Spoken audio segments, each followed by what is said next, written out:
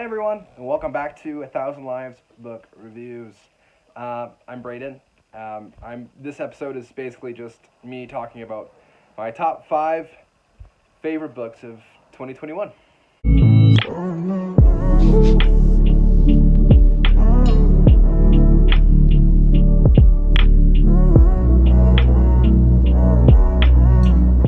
So basically, I wanted to do a video of like a kind of review of my favorite books of 2021, but a lot of my favorite books I actually don't have in Edinburgh with me. A lot of them I left back home in Canada, and I didn't bring over to Scotland. So I kind of wanted to have them on me in person, the ones that I wanted to talk about. So I chose 5 that have been really, really important for me this year that would definitely all make the top 10 list. I'm also going to post like a top 20 of 2021. This year I read 59 books. I tried to make it to 60, but it just didn't work. There's like 3 days left, and I don't want to rush through one more just to make the number, but maybe next year I'll make it to 60. Who knows? But here we go. Here's my top 5 of 2021. Number 1 for me is definitely, by far, the book 2666. By Roberto Bolano. Bolano is a Chilean writer who is probably most famous for this book and a book called The Savage Detectives, which I also read this year, which is sort of a prequel to this book. It's a wild book. It's hard to describe it. This was the last book that Bolano wrote before he died, and originally he was planning on releasing it in 5 different volumes, which eventually became the 5 different parts of this book, but his kid, I believe, ended up making it all one book against his wishes, which I actually am thankful for, because I liked reading it as a grand 5-part epic rather than 5 smaller books. The book basically spans between different characters that all sort of intertwine in different ways.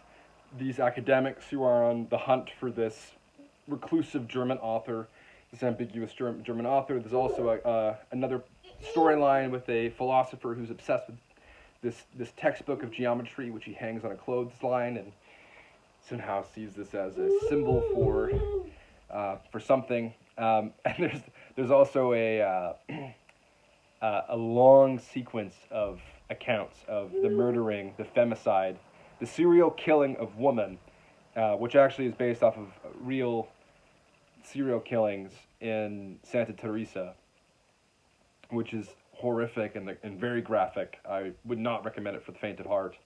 And then there's also the part about Archambaldi, which I will leave to the reader. But let me just say, how Bolano is able to connect all of these disparate, very different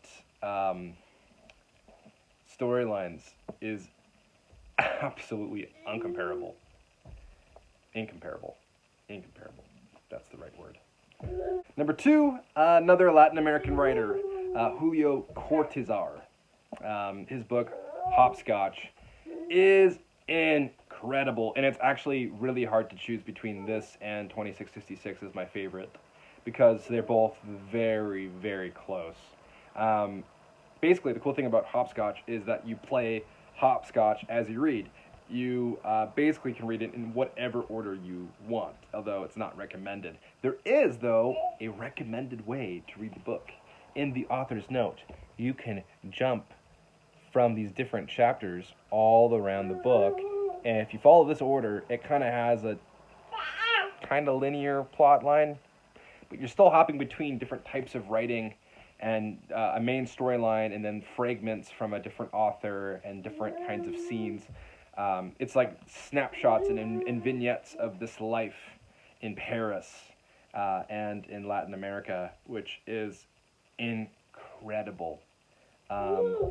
It's just, the book deals with so many topics of grief, sadness, evil, filth, nihilism, religion, and it's just, it hits the right spot. So I highly recommend, if you're looking for a different kind of book where you can do whatever you want, basically.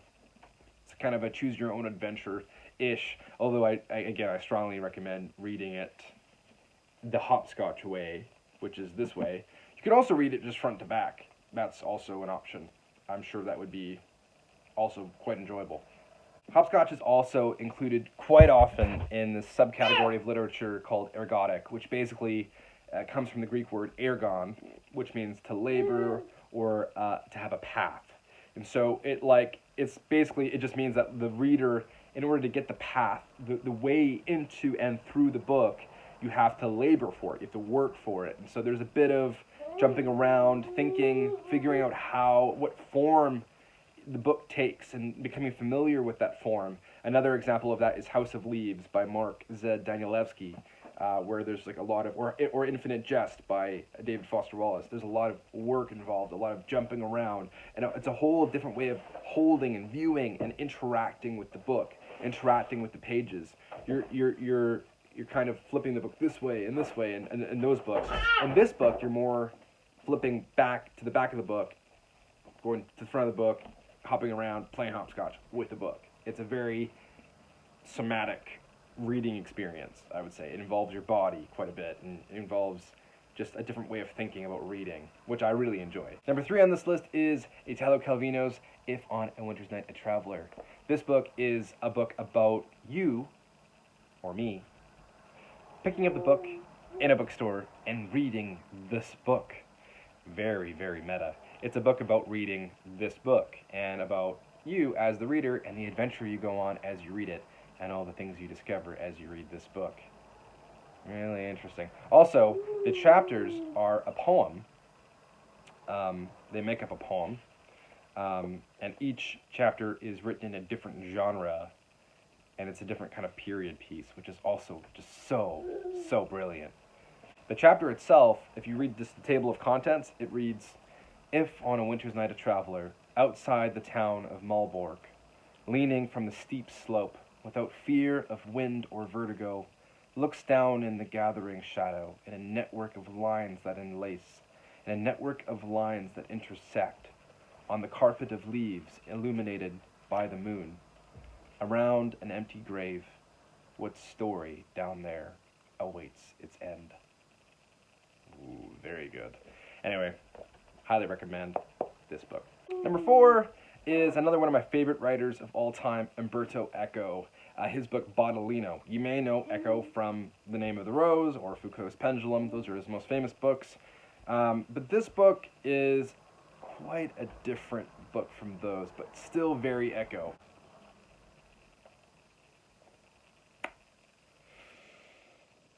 Yeah, so the book takes place in Constantinople in the year 1204.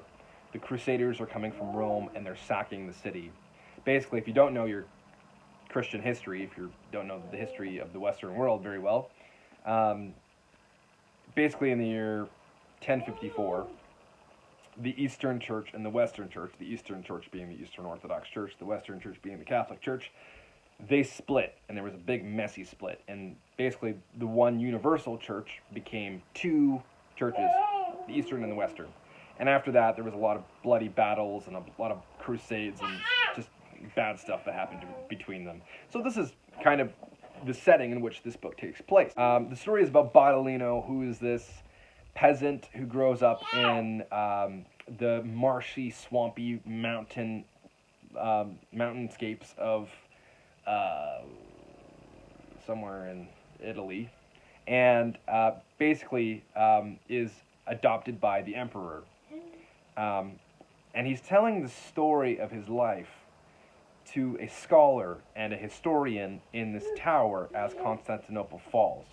And so the story is about Baudolino's story told in this tower as Constantinople crumbles.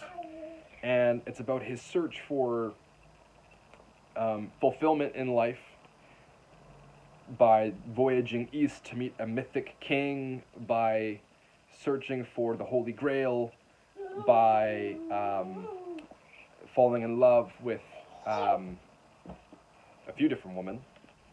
And it's about the search for fulfillment and the impossibility of fulfillment in this life.